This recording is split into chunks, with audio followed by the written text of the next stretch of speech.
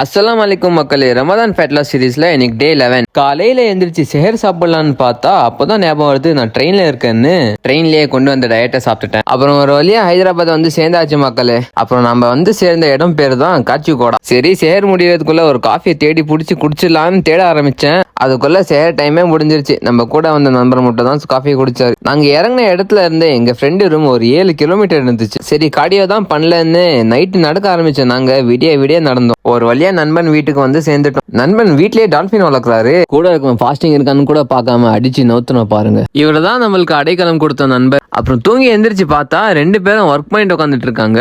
கல்யாணத்துக்கு இன்னும் நேரம் இருக்கு, வா பக்கத்துல தான் ஜிம் இருக்குன்னு நண்பர் ஜிம்முக்கு கூட்டு போயிட்டான். ஜிம்முக்கு போய் எவ்வளவு முடியும் புஷ் பண்ணி back and bicep workout தான் போட்டேன். ஒரு 600 கிலோமீட்டர்ஸ் டிராவல் பண்ணி ஃபாஸ்டிங்கும் இருந்து எக்ஸ்கியூசஸ் கொடுக்க கூடாதுன்னு இப்படியே ஒர்க் அவுட் போட்டு முடிச்சிட்டு வர வழியில ஜுஹர் தொழுதுட்டு கொஞ்ச நேரம் டயர்ட் ஆயிடுச்சுன்னு மஸ்ஜித்லயே தூங்கணும். அப்புறம் நண்பன் வீட்லயே வானத்தை பார்த்துட்டு ரெண்டுக்கு பைக் தேவைப்பட்டுச்சு, அது பைக் வாங்க போயிட்டோம். ரெண்டுக்கு எடுத்த பைக்கை கொண்டு வந்துட்டு கிஃப்ட் பேக் பண்ணிட்டு ரெடி ஆயிட்டோம். அப்புறம் போற வழியிலேயே இஃப்தாருக்கு மேங்கோ ஜூஸ் குடிச்சேன். இந்த ஆட்டோக்காரர் அண்ணா எங்கேயோ பெருசா வாங்கியிருக்காரு போல. நம்ம மாப்பிள்ளை நண்பர் ஹைதராபாத்ல கல்யாணத்தை சொல்லிட்டு ஹைதராபாத்ல இந்த 50 கிலோமீட்டர் வெளியே வச்சிருக்காரு. ஏதோ இந்த சேட்டு பையனுக்கு தான் கல்யாணம். காலையில இருந்து ஒன்னும் சாப்பிடலன்னு லைட்டா ஒரு 4 பீஸ் கோபியை மட்டும் உள்ள தள்ளிட்டேன். அப்புறம் டயட் என்ன ஆச்சுன்னு கேப்பீங்க, அது ஒரு பக்கம் இருக்கட்டும். அப்புறம் மாப்பிள்ளை அவரோட வேலையை பார்க்க நாங்க சைட்ல எங்களோட உணவு வேலையை பார்க்க ஆரம்பிச்சிட்டோம். நம்ம டயட்ல இருக்கிறதுனால அளவா தான் சாப்பிட்டேன். அப்புறம் மாப்பிள்ளையை கடைசியா சந்தோஷமா பார்த்துட்டு கொஞ்சம் போட்டோஸும் எடுத்துட்டோம். அப்புறம் கல்யாணம் முடிஞ்சு கிளம்பணும் பாருங்க, அங்கதான் ஒரு பெரிய சம்பவம். போற வழியிலேயே வண்டி நின்றுச்சு மக்களே. நைட்டு 11 மணி, ஒரு கடையும் ஓப்பன்ல இருக்காது. அப்புறம் எப்படியோ ஒரு அண்ணா வந்து ஹெல்ப் பண்ணாருப்பா. அப்புறம் அவர் எப்படியோ ஸ்டார்ட் பண்ணி கொடுத்து எங்கேயோ நிப்பாட்டக்கூடாது, ஸ்ட்ரைட்டா வீட்டுக்கு போயிருங்கன்னாரு.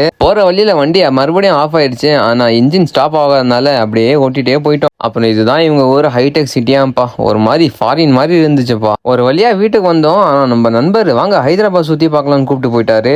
இப்போ ரம்ஜான் மாசம் போறதுனால நைட்டு யாருமே தூங்க மாட்டிருக்காங்கப்பா. அப்புறம் இந்த ஸ்வீட் கடைக்கு கொண்டு போயிட்டு என் பேஷன்ஸை டெஸ்ட் பண்றாங்கப்பா. ஹைதராபாத்துக்கு வந்து நீ ஹலீமே சாப்பிடலன்னா நீ வந்ததே வேஸ்ட்னு சொன்னதுனால ஒரு ஹலீம் வாங்கணும். சரி ஹலீம் சாப்பிட்டு இன்னைக்கு கூட கேலரிஸ் இன்டேக்கை முடிச்சுக்கலான்னு ஹலீம் சாப்பிட்டு வெளியே சுத்த ஆரம்பிச்சிட்டேன். ஆனா இதுக்கு அப்புறமா தான் பெரிய சம்பவமே பண்ணேன். அதை நெக்ஸ்ட் வீடியோல சொல்றேன், மறக்காம ஃபாலோ பண்ணிக்கோங்க.